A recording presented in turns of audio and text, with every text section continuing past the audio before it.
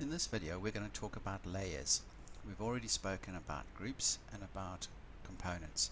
I've already told you that I will use components most of the time for each of these individual objects, and I may occasionally group whole objects like the lid. I've actually broken the group in this video. But what I also showed you is that one of the reasons I used groups was to be able to remove the lid easily. There's a different way of doing it though. If you think about a drawing as a series of clear transparencies one on top of each other, and if we drew different parts of this box on different transparencies, when we lay them one on top of each other we can see perhaps the whole box. If we remove the layer, then we can see a different view into that box. And so what I'm going to do is we're going to come here to the tray that says layers. You'll see we have a layer 0. You always have a layer 0 in your drawing. That is the basic drawing layer, and you should always be drawing on layer 0. And I'm going to click this button here that says add layer, and I'm going to put base, and I'm going to add layer, and I'm going to say lid. Now what I'm going to do is I'm going to assign all of these components, and I'm going to come over to the entity information, and where it says layer 0, I'm going to move that onto lid. Now there are other ways of doing it, but this is the way I find is the best, is that I get to select which one it is. I'm going to select my front, back, the two sides, and the bottom here, and I'm going to assign each of those, and I can assign them as a group, or I can assign them individually. I can assign them to base. Now the ideal is that you actually plan out your drawing up front. You have a fair idea of what layers you're going to require. As you create a component, you're going to be putting it onto a layer, and I'll show you that in a minute because there is a distinct order of doing this. But for now I've just created these two different layers afterwards, and the reason I've done that is because I want to see what's inside the box, and all I need to do is come to this little tick here to make it visible, and I deselect it, and that layer disappears. Now I can see inside the box. It hasn't gone anywhere, it's still there. I just can make it visible or invisible.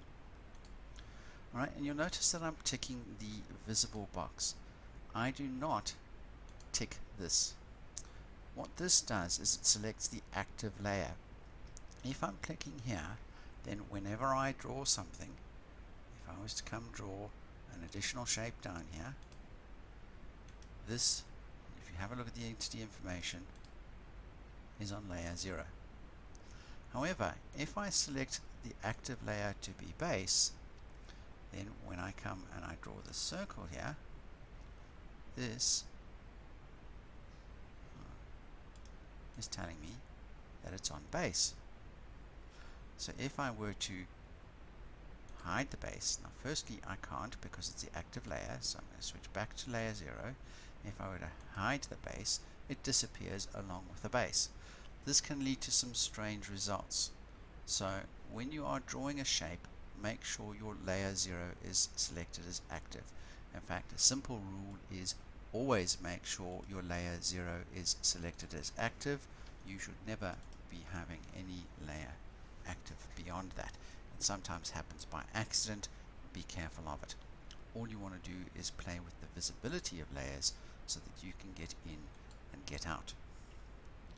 Right, now you can use your layers in other ways as well, because now what I can do in this lid is I can come, and I'm going to zoom extents just to make life easy, and I can start putting on some dimensions. Now I can do my overall box from there to there. Alright, do that. Zoom extents again. I can do my height.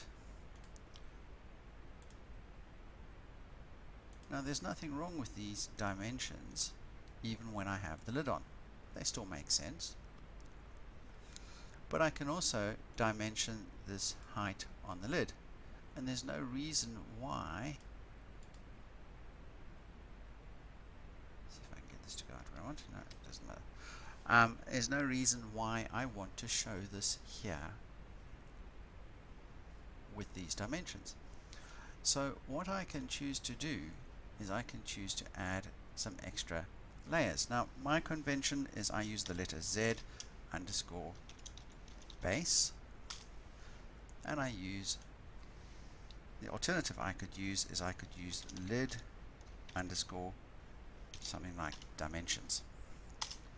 Now the advantage of the two are, if I use the Z's for all of these, and what I'm going to be doing is I'm going to be taking this, this, and this dimension, and I'm going to add them to Z base, and I'm going to take this dimension and I'm going to add it to lid dimension. So I can switch the dimensions off or on, and that can be very useful to me. Zooming sense again.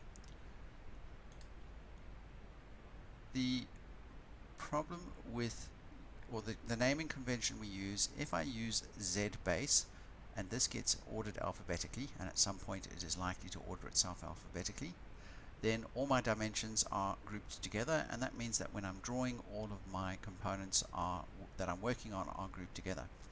However, if I use lid underscore dim, then what it means is that these two, lid and lid, when they are ordered alphabetically, which I can do there, then the lid and its dimensions are together. So there are advantages to having the lid and its dimensions very close together in this list, especially if the list gets long. It depends which way you want to go. It is a personal preference. The main thing is to be clear on your layer name what it is that you're trying to achieve. So at this stage I can take away the lid and its dimensions. I still have the basic box dimensions here, and then what I might want to do is come and add a dimension such as from there to there. Now that being the case, I do not necessarily want to show that. I'm going to put that onto base. When I put the lid in, I may not want to show that. So I might want to have another layer here which allows me to have the basic outside dimensions, and then I might have the base dimensions, just the ones that are visible when only the base is shown. It's a case of thinking about what information needs to be on what layers and which layers you're going to switch on and off at different times to convey information. There's no right or wrong answer, there's just what works. So play around a little bit with layers and you'll get that right. Now the other thing I wanted to show you with layers is when you are creating an object, and I've already spoken about your idea of using when you do the drawing. So make sure when you create an object you always draw your object. Now as soon as I draw an object and I turn it into 3 dimensions, I am going to create, I need to select everything. I'm going to create a component, and I make that component on layer 0. Alright, it's important here that my active layer be layer 0 when I create a component. I can then assign that to a layer. Watch what would happen though if I undid that. So I'm going to make this base. I am going to draw this block over here. I am going to pull it up, and I am going to make this a component. Okay. Watch what happens if I now assign this object to lid.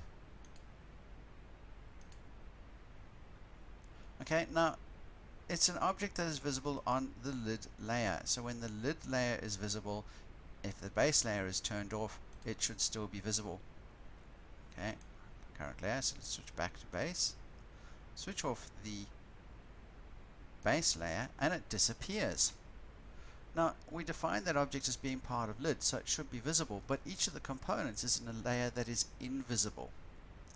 And so what you want to do is you want to draw all of your objects. You always want to be drawing your objects on layer 0, because layer 0 will always be visible. You may not have any components on layer 0. You may choose to allocate them all to layers below that, but the individual elements that are the components are made out of will be visible because layer 0 must always be visible. And this is why you must always draw on layer 0. You make it a component directly in layer 0, and then you can transfer the component to a new layer. Very, very clear on that process. Draw your object, make sure I'm in layer 0, draw my object, so draw that, turn it into a three-dimensional shape. Pretty well, as soon as I've got a three-dimensional shape, I'm going to make it a component, call it block. Yes, I do want to change it because I want it in layer 0, and now I can allocate that to a layer. It is really important that you do that. Now when I turn off lid, it's not visible. When I turn off base, when I turn off lid, it remains visible, but when I turn off base, it disappears because the component disappears. I cannot turn off my layer 0 because it's my active layer, and I never do turn off my layer 0. So that's the basic ways of using layers. We're going to talk about it a little bit more when we come to the next section, which is about scenes, and you will see the real advantage of how to use these dimensions. I've shown you them on the box, but I'm going to show you the power of dimensioning for each individual component, and layers will come into their own. Make sure to come watch that video. See you there soon.